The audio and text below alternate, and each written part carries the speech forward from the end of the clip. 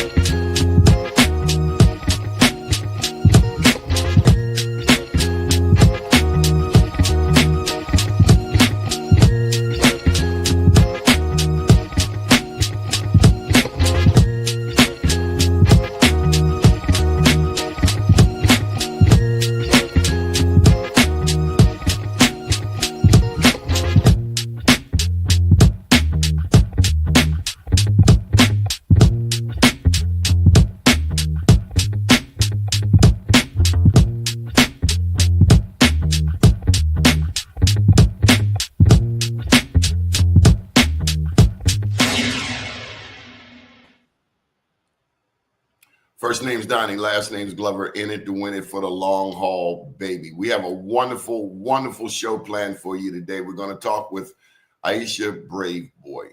She's currently the Prince George's County State's Attorney, and she's running for county executive. Welcome to the show. How are you, ma'am? I'm wonderful. How are you, Doni? Blessed by the best. What have you been up to? Well, I have been working hard, as you probably know. We are, while everyone else is, I guess, preparing for the holiday season, my office, we're still preparing for trials. In fact, we had 3 homicide trials just last week, and we got 3 guilty verdicts on first-degree murder. All came in on the same day. So that was a huge victory for the entire office. But we are preparing for trials that are coming up in January. In fact, I have one myself mid-January. So it's a busy time, but I'm also blessed and have been working hard to get out my message to the people of Prince George's County because I want to be their next county executive. You have a political career that goes back to 2002. How'd you get started? Well, I got started in politics locally, really, because my dad said, hey, you should work on a campaign. And I was, working for the federal government at the time. I had just graduated from law school in 2000. So in 2001 or so, I started working on a political campaign for the then state's attorney who was running for county executive, Jack Johnson. And he was successful in winning that race, and then asked me to come and work for local government, which I did for about 3.5 years before I ran for state delegate. And the rest is history. That was 2006, and so much has changed since then. Yeah. Politically, we got a chance to see in that era the Baltimore, Prince George's Baltimore connection, the power. There was a resurgence. I remember years ago when Tommy Broadwater first came on the scene, there was collaboration, but this was in our era, a new page had been turned where Baltimore and Prince George's, we were working together. Do you remember that time? I've always been someone who loved to work with others. We have some issues that are maybe a little different, but we have so many that are similar. And as my time as delegate, and then, of course, as chair of the Black Caucus, I really focused on those areas where we had a lot of similarities, a lot of unity around positional and issues that were important to us, around healthcare, around, making our HBCU stronger, and really focusing on ensuring that there was parity in funding and programming at our historically Black colleges and universities. That was something that all of us across the state cared about and focused on. And so, of course, I was a big part of that. We also wanted the best for our children. We wanted to make sure that they grew up strong and had a really great education. So issues around equity and education funding around the state also was a huge issue that I worked on as a state delegate. A number of other issues, minority businesses. I know we'll get into this a little later, but um, the things that were a little different that I remembered.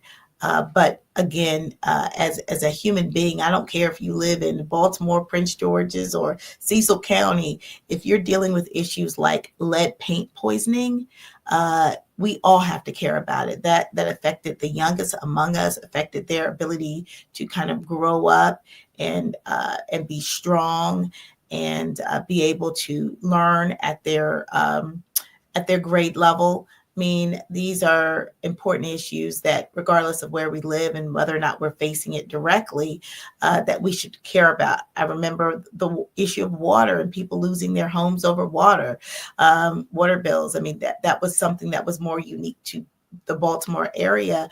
But again, as someone who just believes in justice and fairness, I mean, that was important to me too. Didn't I come to a fundraiser for you where you had Chrisette Michelle performing? That was not a fundraiser for me. That was actually the Legislative Black Caucus had we had an event for our Legislative Black Caucus weekend, and we had a concert at Bowie State University, and she was the performer. Tell me about Bowie State. Why is that important to the county? Of course, it's the oldest HBCU in the state. Oldest and boldest, as they say. Well, I happen to also be an adjunct professor at Bowie State University, and I teach in the criminal justice department. I teach an independent study course that really focuses on the criminal justice system and how to improve that system through the lens and eyes of the people who are most impacted by it, which are young people. And so it has been just a joy to really mold those young minds and train that next generation of criminal justice leaders in our state. So Bowie, like many of our other HBCUs, they have been really the foundation of helping to create a Black middle class here in the state of Maryland. They are universities that really wrap their arms around their students, recognizing that some of them may have challenges, whether it's financial challenges or maybe educational challenges, that we want to make sure that, as they come into the university, that they have every chance to be successful. So providing tutoring services, mentoring services, and other support services to students is something that HBCUs have always been known for. And certainly schools like Bowie pride themselves in doing that for their students. And when the students come out of that university, they're ready to, rule the world, which I say, and we need them to, quite frankly. Speaking of schools, tell me about Howard University Law. Well, Howard University School of Law is the greatest civil rights institution known to man. It's an excellent law school with tremendous professors and a rich history. Howard lawyers are known to be well prepared and unafraid to take on big issues like discrimination, segregation, fairness around voting and other areas where there have been disparities. And I am so grateful to have graduated from that very important institution, having met some of the most brilliant professors and thought leaders of our time, including now deceased, but my former constitutional law professor, J. Clay Smith, also Nkechi Taifa, who is and has been one of the pioneers in disrupting what we call one of the greatest criminal justice issues that we had, which was the disparity in sentencing between crack cocaine and powder cocaine. At a very kind of early time, Professor Taifa pioneered legal arguments and movements around correcting that injustice. So I've just been very, very blessed to have some of the most tremendous thought leaders helping me to prepare myself to become an attorney who will who will make their mark too. So all of us have, a goal and also a responsibility to leave any place better than we found it. And Howard lawyers understand that responsibility, and we do our best to adhere to the goals and the purposes of our justice system, our legal system, and who we are as Howard lawyers. Names come to mind like Charles Hamilton, Houston, Ike Leggett. Did Elijah Cummings? Thurgood Marshall. Thurgood, the first Black Supreme Court justice. Those are broad shoulders to stand on. Yeah, and you know what? We in each of our lifetimes will face different types of challenges. The question is, where will we stand when those challenges come to us? Will we stand on the side of justice? Will we stand up and speak truth to power? Or will we decide, you know what, we just want to go along and get along because that's what's most politically expedient? And because of those broad shoulders, because of those pioneers, I have always stood for what I believe is right. And I've always had faith that regardless of whether or not the winds were for or against me, if I stood still and I stood in my power and my purpose, that everything was going to be okay. I want you to go back a bit. I want you to tell me about these very two important people in your life. One is named Cuthbert and the other one's named Norma. Who are these people? Well, when I did my announcement, I kind of joked and said, my first election I wanted in, on July 29th, 1974. And there were two voters.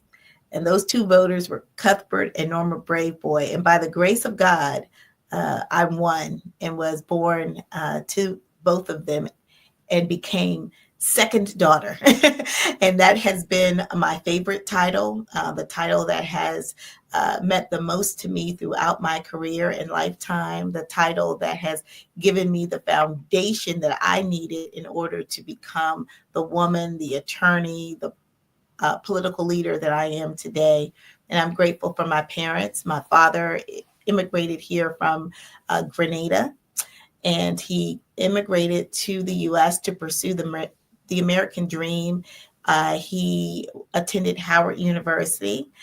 He's a civil engineer and worked for many years in D.C. government. So he is someone who has been committed to serving the community. My mother was a Catholic schoolgirl from Washington, D.C.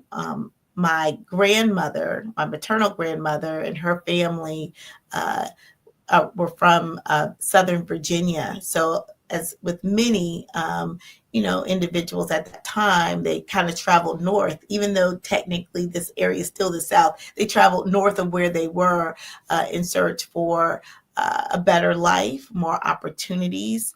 And so that's what happened. My mother was in Catholic school in DC. She attended both Howard and then eventually graduated from then what was DC Teachers College, but it was the University of District of Columbia today.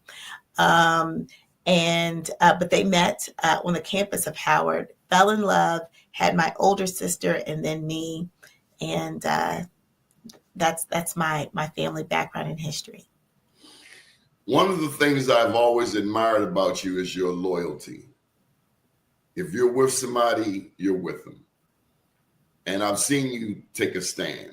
I've witnessed you not falter, not go back on your word. And that is so rare. I'm not a lawyer, I'm in business, but I can tell you trust is everything. No trust, no relationship. Where'd you get that from? How did you come to that type of resolve? Because we've seen flip-floppers, we've seen wishy-washy, and I think you're a summer baby, right? August? July 29th. Yeah, Leo. Leo, yes. Yes. The lioness, yes. Yes.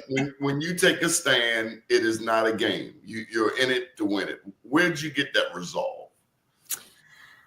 I think it's just being a Leo. I've been stubborn all my life. No, I think that I've always just been a pretty much an open book, and that has been in so many ways my superpower. I think a lot of people think that by hiding who they are, somehow that gives them an upper hand. But I just truly believe in myself. I believe in the talents and the intellect and just the focus that God has given me. I am a faithful person. I believe in the power, and it's not enough to say it. You have to act. You can't just say, "Oh, I'm a believer," and not act like a believer. And I think it is difficult sometimes when you're in these political positions because people are pulling you in different directions. And people who are really good meaning people will tell you, hey, don't do this. If you do this, this is going to ruin your entire career. And we need you to go in this direction. And we're just telling you this because we love you. We care about you. And the truth is they do love you. They do care about you. But they don't understand your purpose either. And when you have that relationship with God where you're like, okay, God, is this where I need to go? And he says yes, then you just follow that path. And you have to kind of ignore sometimes these these whispers that you hear out there because they don't understand the path that you're on. They don't understand your purpose. They don't understand what God has in store for you. And so I truly have always relied just on my faith. From the first time I ran against the wind. The wind was not supposed to be in my direction. Basically, I was told, sit down, you'll have your chance in a few years to run for state delegate if you choose to. I wanted to run when I ran. And so I didn't run on a ticket. I ran basically against that ticket. The thing that prepared me for was to rely on the voters. To always go straight to the voters, to the heart of the community and find out what was important to them, let them know who I am as a person and ask them for their trust and their support in me. And that's how I have operated in every election. It's great to get endorsements, and don't get me wrong. I love getting endorsements, getting support, but the vote I value most is of those community leaders, those activists, those folks who are on the ground making it happen for little to no money. When they are with you, that means that the community is with you and nothing can stop the community. Being state's attorney. Yes. I think of crime in America. America has 25% of the incarcerated people on the planet. We're only 5% of the world's population, but we have 1 in 4 of the incarcerated persons. You are a Black woman of conscience. I don't believe in my heart that you like incarcerating Black people in particular. We're talking about a majority Black county. Maryland is 30% Black. How do you balance that? I mean, you don't want to celebrate, hey, I locked them up, I gave them life. At the same time, there are victims, on the other hand, who have suffered because of the actions of some selfish individuals. How do you make the office of state's attorney work in your political trajectory? I think you mentioned the right word, balance. Ideally, no one would be locked up because guess what? There would be no crime. But that's unfortunately not the case. That's why we have a criminal justice system. But that criminal justice system must be fair, must be balanced.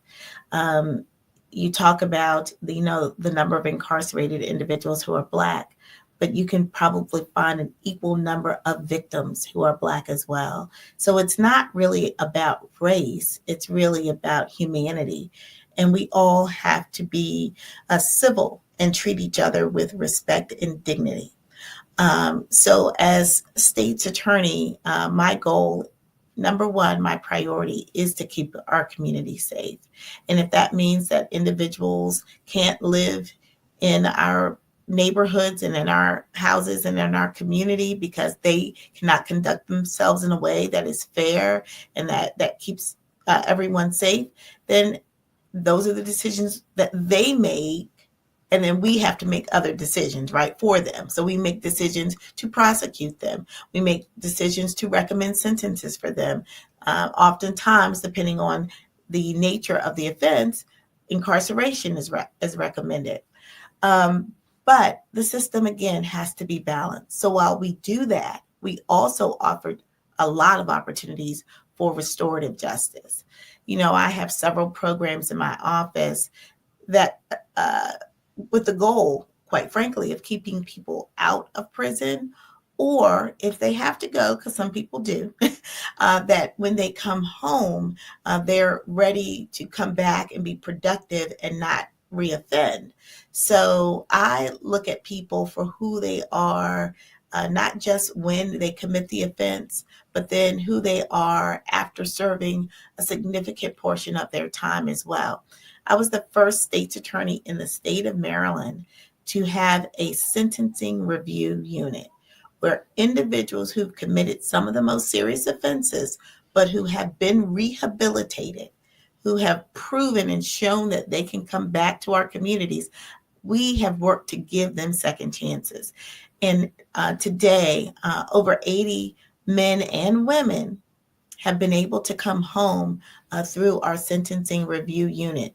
We not only review sentences of juvenile lifers, we started doing that actually before the legislation took effect. We had done that a year prior to the legislation being approved by the General Assembly. But we also look at individuals who have served a significant amount of time, 25, 30 years, for serious offenses, but they grew up during that time. They're different people. And I can tell you that those folks are back in the community, working hard, helping to actually, talk to these young people about their choices and why not to make those wrong choices. They have been very productive for our community.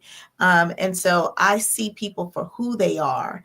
And I'm not afraid to say, you know what, that person deserves a second chance. And I'm going to use the weight of my office to assist that person in coming home. I've hired a reformed juvenile lifer. I've hired individuals who have records in the state's attorney's office because the office should be reflective of the community. And there are people in the community who have had run-ins with the law. It doesn't mean that they're throwaways. It doesn't mean that they can't contribute. It doesn't mean that they're not intelligent people. And so because I took that step, other people who have come home have been able to get opportunities in government and in the private sector. But someone needed to step up and say, we need to look at individuals differently. And when you do that, it all works out. That's how I look at it. Like I said from the beginning, I do what I believe it's right. I do what I believe based on my faith, my principles. And even if people aren't happy when I first do it, eventually people will see that this is the right way, that we can't continue to condemn people when they have been redeemed. And if we believe that redemption is real, then we should allow that. We can't stand in the way for that type of progress. And that is something that has been, I think, tremendous, not just for my office, but for our community. When I see these men and women back in the community, their families are excited. Community members are excited. People who they went to school with are like, wow, they're doing so well and they're really helping out. I mean, I'm a little emotional about it because I was just at a meeting yesterday of a reentry ministry meeting, and probably about 15 or 20 of the young men who were in that room. Well, they're young because they're about my age, probably. So but they spent, some of them 25, 30 years in prison. But they are such good people. And they thanked me yesterday for giving them hope, giving them a second opportunity, believing in them. But it's me, yes, because I'm in this position, but it definitely is a much higher power than you or me that's directing all of this. And I'm just grateful to have been in a position to facilitate that work. Tell me a success story. Say it again. Tell me a success story.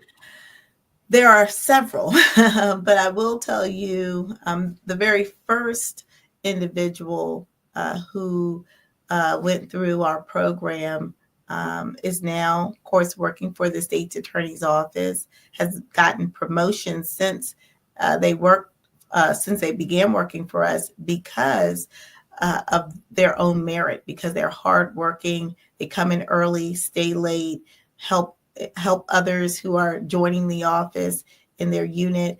I mean, it has been just wonderful to watch him just become this proud, not just man, but employee of the state's attorney's office.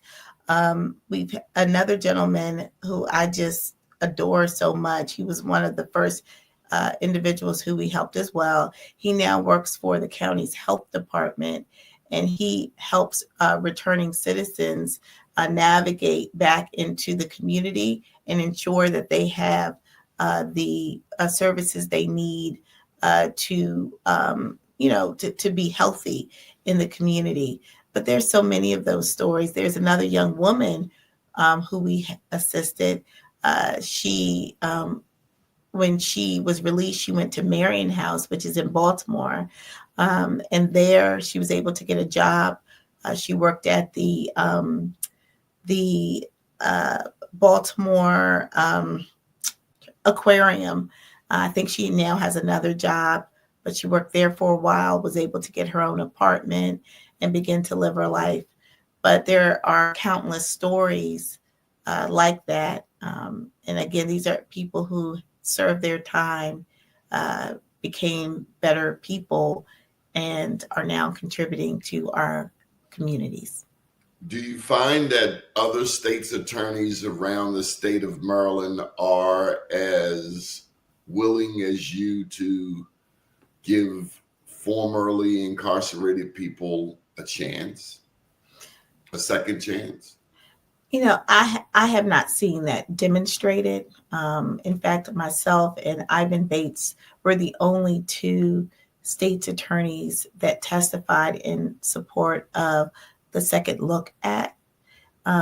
It's disappointing, but not surprising that we were the only two thought it necessary for individuals who have served a significant period of time, who've been working on themselves, to get that second chance. It's disappointing that I don't have more colleagues that understand the importance of it.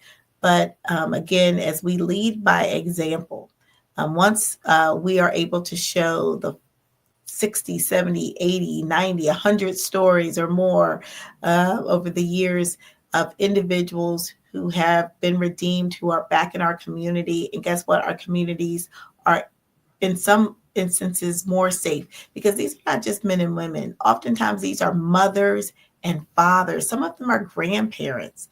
So to have that male, or sometimes female, to a lesser extent, because of course there are more males who are in our prison system, but in that family unit actually strengthens that family unit. So I think sometimes we look at things very one-sided. And yes, I do strongly believe that people who commit offenses should be held accountable, and they should be sentenced appropriately. But the justice system doesn't end at sentencing. It continues. And what do we say? What do we call the institutions that they're housed in? We call them the Department of Corrections, right? So what does the Department of Corrections what is their goal? It's to correct behaviors, is to, build and grow stronger people. Well, at least that's what should be happening. And so when it actually does happen, when when people take advantage of the programming, of the education, of all of those opportunities that are available to them, when they take advantage of them and they become better people, I think it's just arrogance that we don't have not give them that opportunity for a second look. I mean, I've never committed, a criminal offense, but I have been given chances when I may have made a mistake. Don't we all want that? Don't we all deserve that? Um, so, I just strongly believe that the more we can provide those examples, I think at some point the law will change, where more people who live outside of, let's say, Prince George's County, and I know that um, Ivan Bates is looking at doing something very similar. I think so people who live outside of those two jurisdictions will hopefully be able to take advantage of the opportunity to show and prove that they are reformed people. So, but we are where we are now. I can only do what I can do, and so I'm focusing on being the best where I am. If you're just joining us, we're talking with Aisha Braveboy. She's currently the state's attorney for Prince George's County, and she's running for county executive. So this is the second half. Let's turn it up a notch. I know we got some curveballs and some tough topics. Let's get into public education. Baltimore and Prince George's, we have been historically in a race for the bottom, 23 and 24. As county executive, what is your vision for Prince George's County schools? My vision is to have excellent schools. I mean, we have excellent students in our schools, but our schools have to meet the needs of our students. So number one, I think that we have to do a better assessment of where students are when they enter school, to ensure that we are teaching them, they are able to really comprehend and learn what we are teaching them. And so recognizing if there are learning disabilities early, if they need enrichment, let's try to get that done, as early as possible in their career as students, so that they can be on their grade level, or if they need individualized plans for their education, that those can be developed earlier. So I think really early intervention is key. And then I also believe that we have to really work on character development. We have to recognize that our kids are coming from different challenges and circumstances that may prevent them from being successful. So recognizing what those circumstances are earlier is important. So things like when we recognize that kids are not coming to school regularly, it's not just because the kid doesn't want to come to school. Oftentimes it's because they didn't eat the night before. There's violence going on in the home. They have to take care of younger siblings sometimes because parents have to work.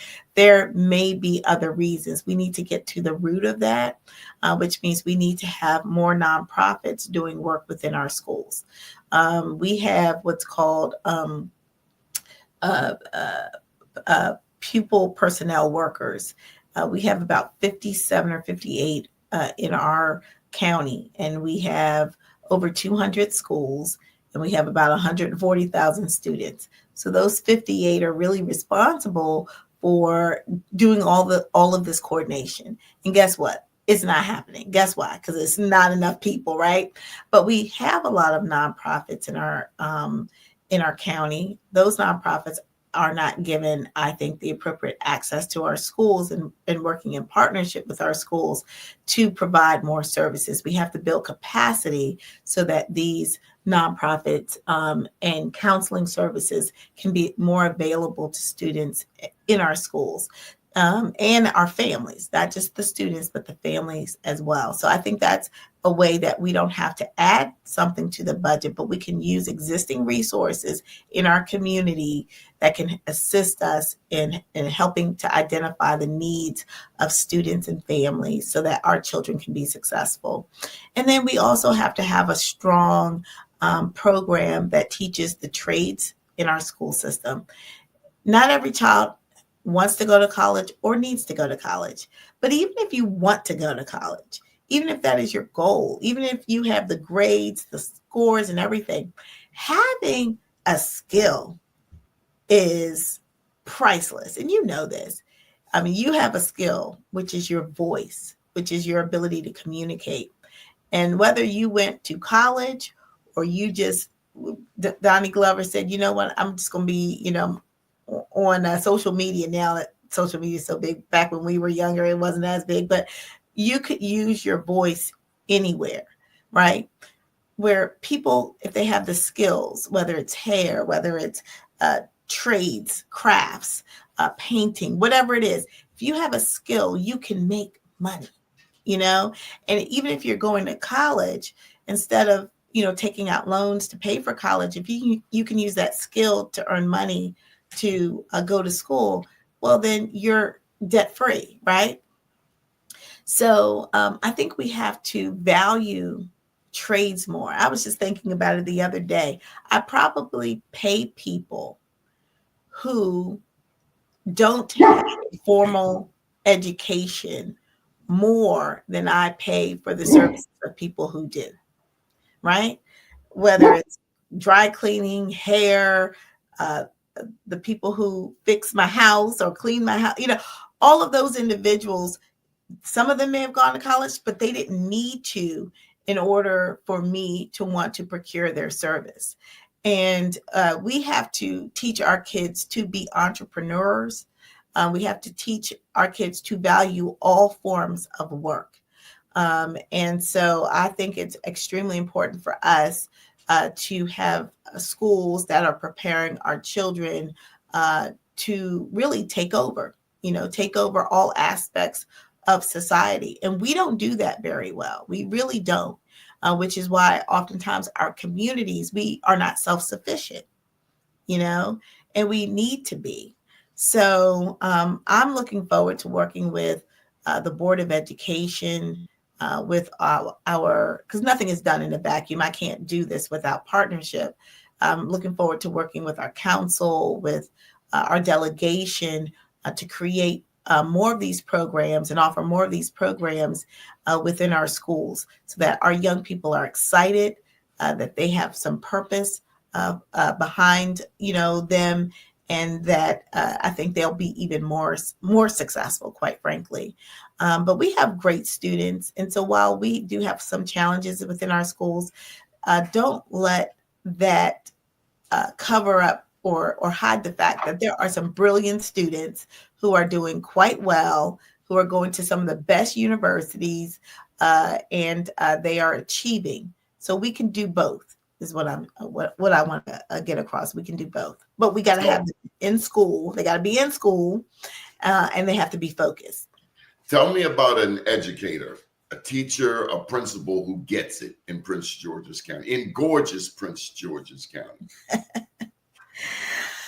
Gosh, well, there are so many, but Gorman Brown, who's the principal at Flowers High School, I think has gotten it right in so many ways. This is a school that really, in so many ways, is a flagship. They call the school's motto is it's the Mecca of excellence. Okay, and I love that because the students wear that with pride. They have challenges there, just like any other school, but they are also focused on creating an environment where children can be successful at every level. So they have sort of a general education program there for students who are in sort of regular curriculum for high school. They have a biotech program there. And he's the only school and the first school in our county that offers what they call a 3D program, which is that you get your high school diploma when you graduate. You also will get your associates, and you can get your 4-year degree from University of Maryland Global Campus. So they have a partnership with a UMGC to get young people on their pathway of getting their college degree, their bachelor's within their high school years. So, and that's obviously for students who are excelling and who can handle that level of responsibility. But a lot of our students can. I mean, sometimes we just don't push them, or we don't recognize their brilliance early enough. But that program does actually do that. And so the students who are in that program, when they graduate from high school, they're graduating from college. That's incredible. And so I think having principals like him who see that vision is exciting. Okay. Who's been your favorite county executive thus far? Now, I can tell you here in Baltimore, if you ask me my favorite mayor, I would clearly say Kurt Schmoke. We got the federally funded empowerment zone under him. My journalism career started because of the work that he had and opportunities he provided in communities like Sandtown. But I certainly have, I mean, for me, it's hands down, but you tell me, who inspired you the most? Who laid it down? I mean, is it really even a question? Well, my hope is that if you ask someone else in the future that question, they'll say, Aisha Braveboy, hands down. But what I will say, because I'm as a realist, I have really admired things about all of the county executives. They've all been very, very different. You know, Wayne Curry was the first African-American county executive, and the first, honestly, county executive that I recognize as county executive, because I, didn't pay a lot of attention to politics when I was, in my teens and in my very early 20s. So, but I do remember everyone being so proud that we elected our first African-American county executive, and his name was Wayne Curry. And, Yes. and that, I think, instilled a lot of pride into the African American community here, because it was a symbol of the transition of Prince George's County from sort of a rural county where we had sundown towns, right? We had sundown towns in Prince George's County. When I remember that growing up. Okay. Really? Correct. and people told you get out of Prince George's County by a certain time. Okay. So I think he symbolized coming out of that era and this other new era. And then we had Jack Johnson, who focused on, focusing on, like beautifying our communities and also bringing the diversity of our community into full view, because then we were recognizing the number of African immigrants who had come, of folks from the Caribbean, the Hispanic community, and the Asian community, the Native American community. I mean, he really brought those communities together, and for the first time appointed people who were first generation Americans or who were from the continent, and now they're here and now they can be at the highest levels of government. I mean, that instilled a lot of pride in our immigrant community. And then we moved to Rashern Baker, and he had, a focus on, at that point, ensuring that the reputation of Prince George's County was solid, that we could continue on with getting these AAA bond ratings, which actually started under Jack Johnson. Jack Johnson was the first executive to get a AAA bond rating, and then that focus continuing under Baker, I think, was really important. And, he had also a focus of what's called T&I, and I can't remember exactly what the acronym stood for, but it was bringing all of government resources together to helping to fix communities that had been neglected. And then, of course, we just had County Executive Angela also Brooks, and her focus was on building schools. And so we became the first in the nation to use this P3, which is a public-private partnership, to build new schools. So we were able to expedite the building of about 8 new schools. So, I mean, so each one of them, I think, brought something important to our community, to our county. And I would look to the things that they did right in my administration, because the one thing I am not going to be is arrogant and say that only I can fix everything in Prince George's County. I mean, I think it is a combination of looking at best practices, what worked, what didn't work, and then creating a government that is getting it right more consistently, and that's delivering to people the services they need the way they need them, like our trash service, like our schools, like our environment. You know, all of those things are extremely important, and I'm about making it make sense. You know, I'm about making sense. And if there are best practices that we can take from, we're going to take those, whether it's happened in Prince George's County or Washington or another jurisdiction. I'm going to bring the best here to Prince George's County. So, you know, my favorite topic is Black business. Yes. In today's world, it's minority business enterprise. I struggle with that because I don't think I have to prove I'm Black. If I'm driving down the street and a cop pulls me over, it's no question I'm driving while Black, providing I haven't broken any laws. But it's the prime versus sub. I don't want to be a sub.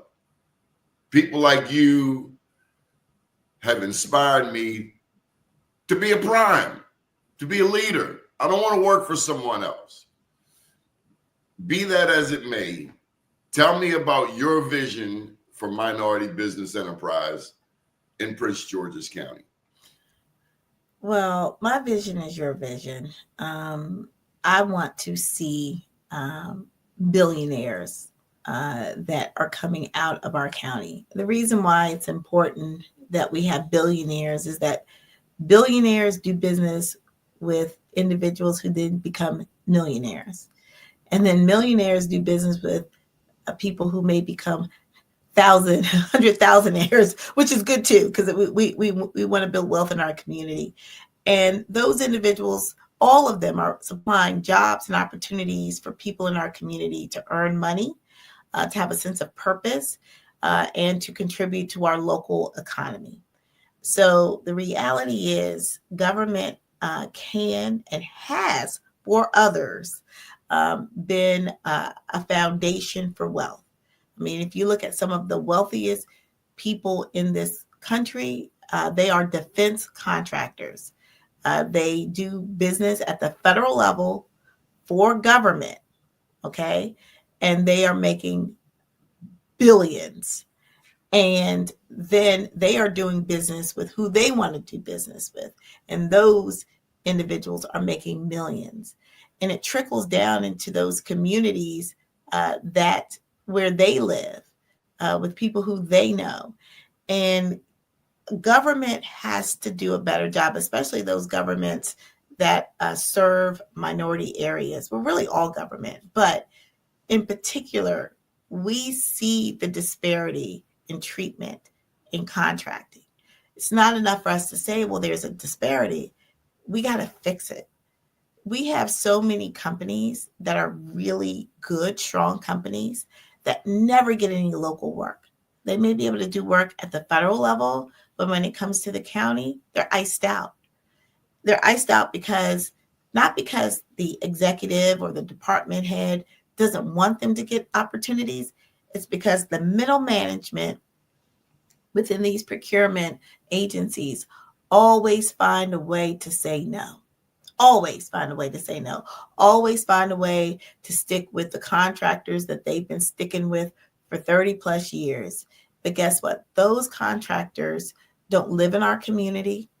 They may be nice people, but they're not recycling. Our dollars are not recycling back into our community. So we can't, just for pure survival.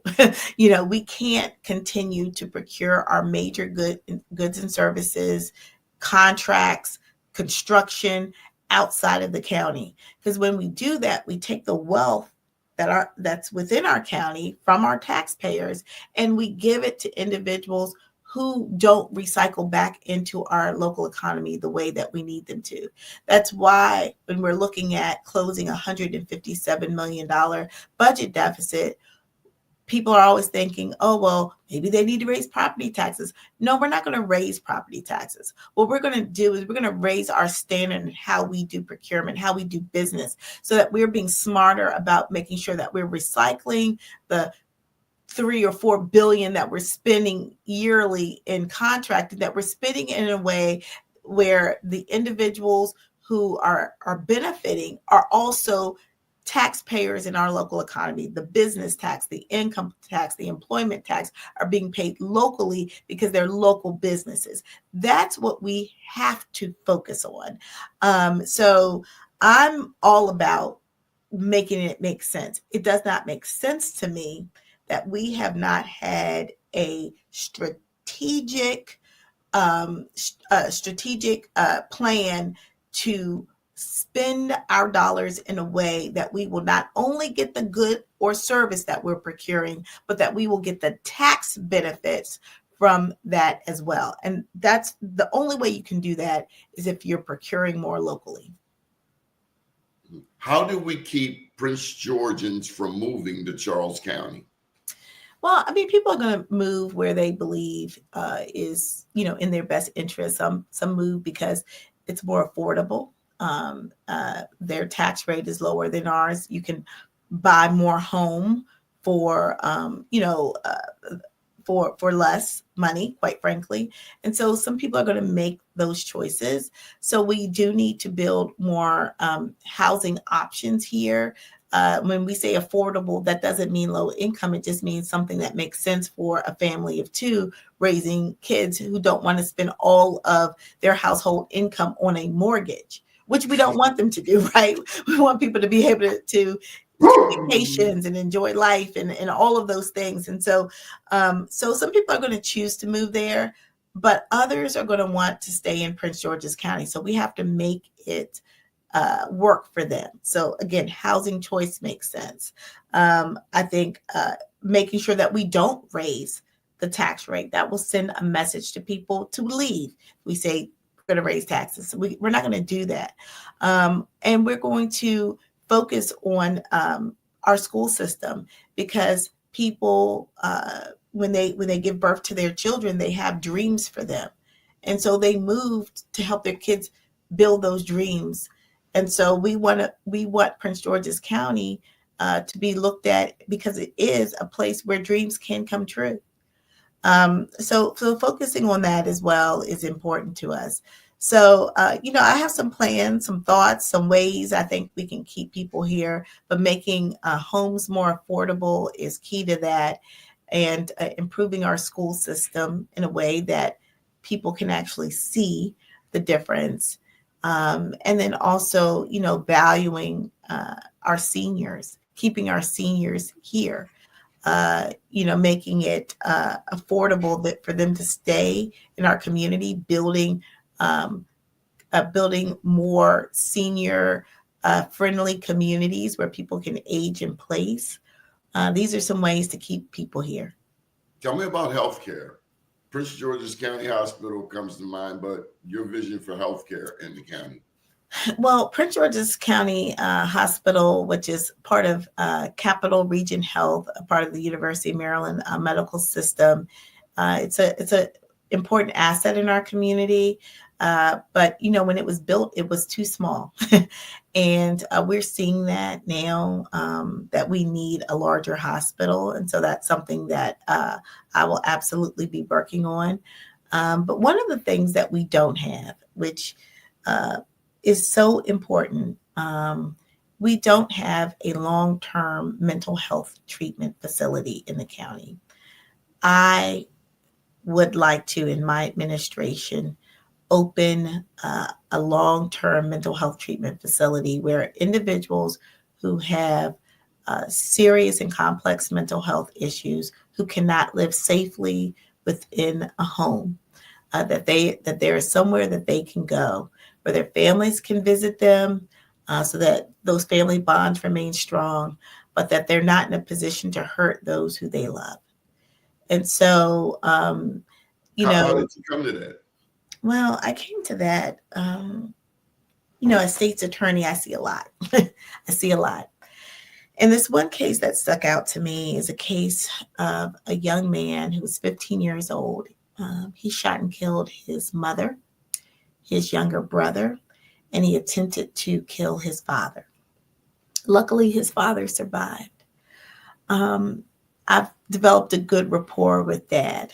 Dad was both next of kin to his wife and his son, and he was also the father of the defendant in the case. That is a really tough position for anyone to be in, right?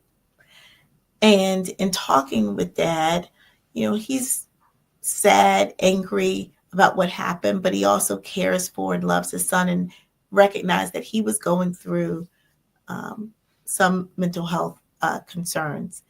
They attempted to get him help, but there was nowhere they could actually place him for an extended period of time. And as a result, they tried to do what they could for him at home. And one day, it became too much. And I don't want any family to have to go through that. So sometimes people say, well, you got to pay more attention to your kids. The parents have to do better. Well, these are parents who were doing everything right. They were involved in their child's life. They, had him in sports and activities and, showed him love, but something happened. And then they tried to get him care, but nothing worked. And there was no place where he could go. And so if I do nothing else, which I plan to do a lot of other things, but treating people who have mental health issues with the compassion and the concern that they need, and helping those families, I'm 100% committed to that. So let's get you on a lighter note. Let's hear your closing argument as to, now you got a crowded field. It's a bunch of names. Sure. What separates you from the pack? Why should Prince Georgians vote for Aisha Braveboy, former delegate, now state's attorney, Howard University Law School grad, servant of the people? You've been there. I like that you, and again, the word I would use is loyal. If you're with somebody, you're with them. And I've seen you not falter on that. You stand strong, you stand tall. And when you make your mind up, that's what you go with. Why should people vote for you? Well, you know what we need. What we need in this community is unity. Unity amongst our elected officials, unity amongst the business community, labor, and everyone who wants to work to see Prince George's County move forward. I have demonstrated in my career that I know how to bring people together to get the job done. As a state delegate, I chaired the Legislative Black Caucus, and we focus on our HBCUs. And it was under my leadership that the issue of historically Black colleges and universities and the disparity that they were suffering from, really came to light. And I'm proud to say, years later, the progress that has been made at our campuses, it was because the work we did in bringing everyone together to highlight and showcase the importance of our historically Black colleges and universities. As a state delegate, I also worked on many different issues, including providing for a fairer justice system.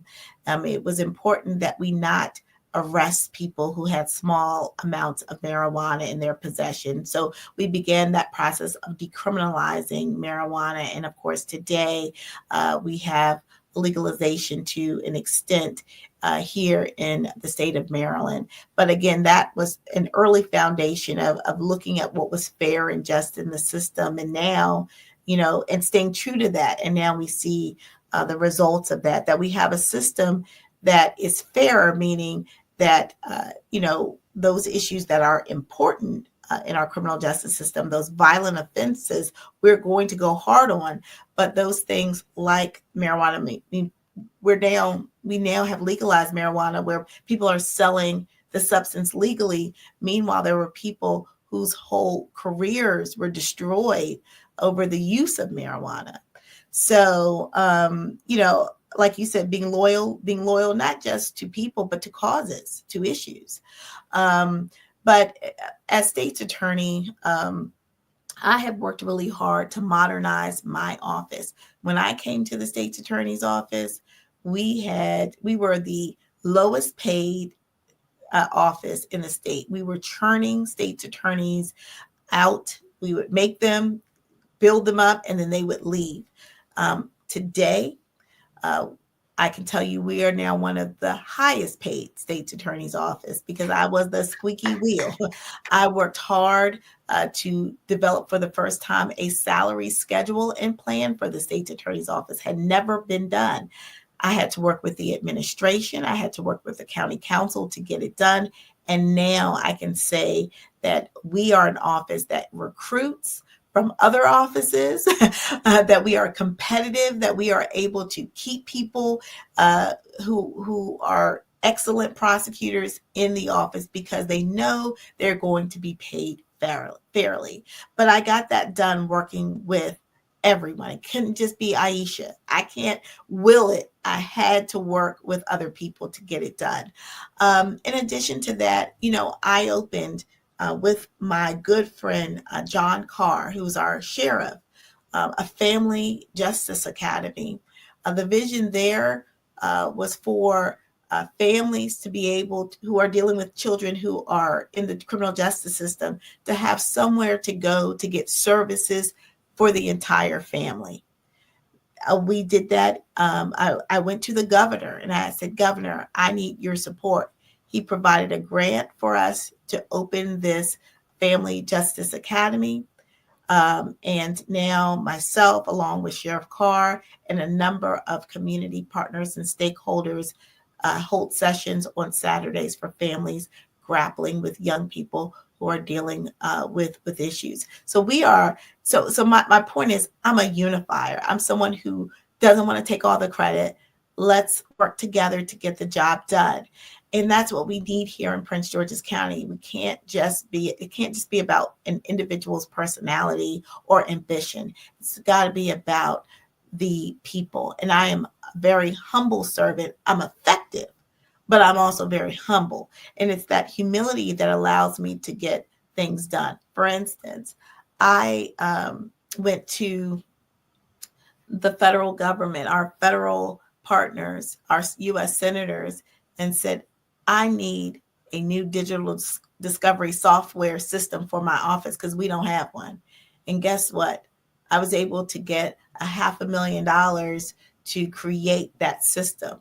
And so now we're building out that system today because I was able to get funding at the federal level for that. I was also one of only 7 state's attorney's offices in the country to be awarded the forensic genetic genealogy grant, which allows us to solve old homicides and sexual assaults, to bring justice to victims and their families, and also to hold individuals accountable. I could not have done that without the support letters coming in from various partners saying that this office is going to be focused and be able to deliver on justice using this grant. And we have done so. We have been able to solve historic crimes and bring justice that was much deserving to families.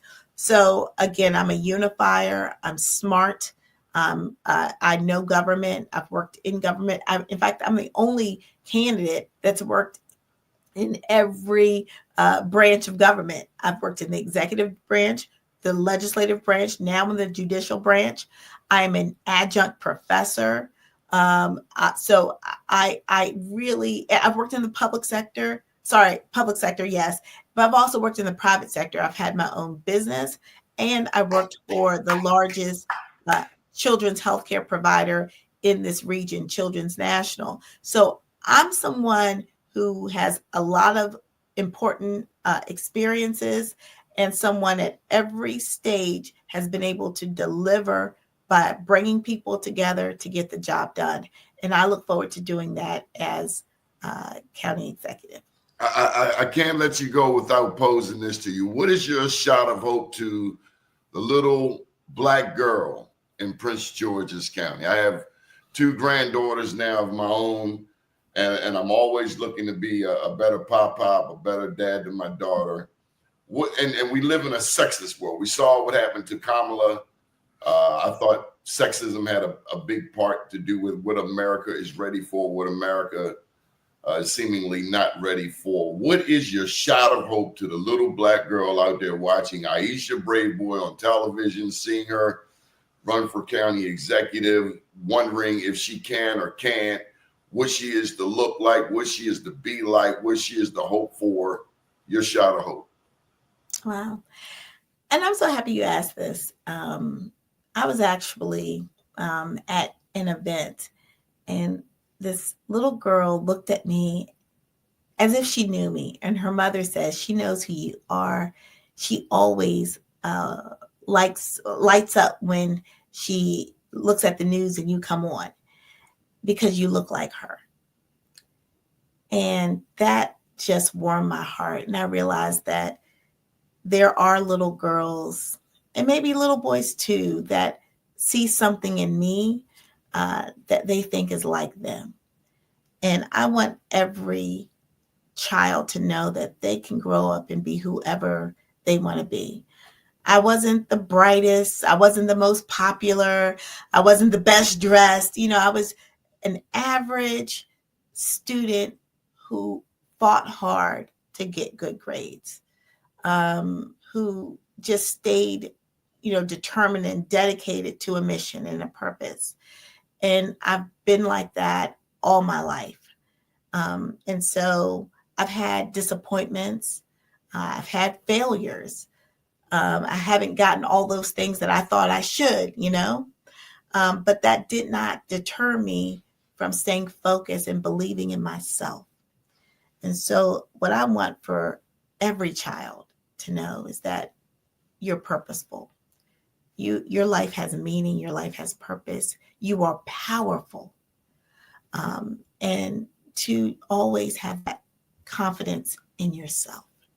You can do it. Whatever you put your mind to, you can do it. And there's going to be someone like me standing sometimes maybe in the back. Maybe you don't know who I am, but I'm going to be praying for you, rooting for you, and opening doors for you. Opening doors for you. So keep at it. I appreciate you. I thank you for your team and their assistance in making this happen. Thank and you. We can't wait to bring you on for the next interview. I am personally proud of you. Thank you. Thank you for never switching up on me. You've always been the same person, and I'm proud of that. Thank you. Thank you. You have a wonderful day, Doni. Good deal. Thank you for watching the Doni Glover Show. Good morning, world.